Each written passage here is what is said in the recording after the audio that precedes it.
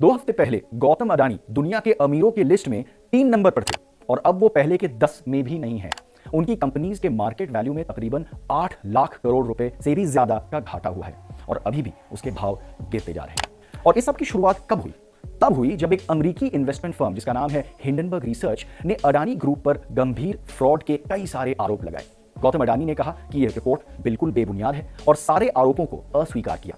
यही नहीं, उनकी कंपनी ने आरोपों के खिलाफ 400 पन्नों का एक जवाब तैयार किया, लेकिन इससे भी इन्वेस्टर्स में भरोसा नहीं बढ़ा और ये मार्केट्स की जो आज की स्थिति है उससे साफ जाहिर होता है।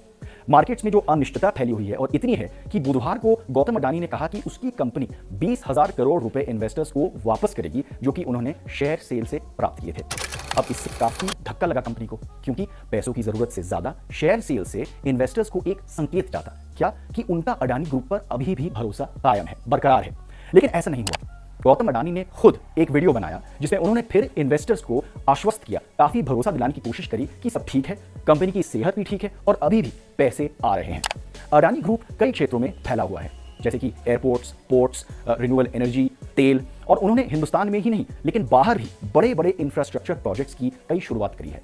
अब इन चीजों के लिए पैसे भारत के बैंक्स और कुछ इंश्योरेंस कंपनी से उधार पर आए थे और निवेश के तौर पे भी आए थे। कुछ रिपोर्ट्स के मुताबिक अब बैंक्स ये जानने की कोशिश कर रहे हैं और इस प्रयास में है कि उनके लिए आगे कितनी मुश्किल होगी, कितनी चुनौती आएंगी अगर ये स्थिति और खराब होती है तो।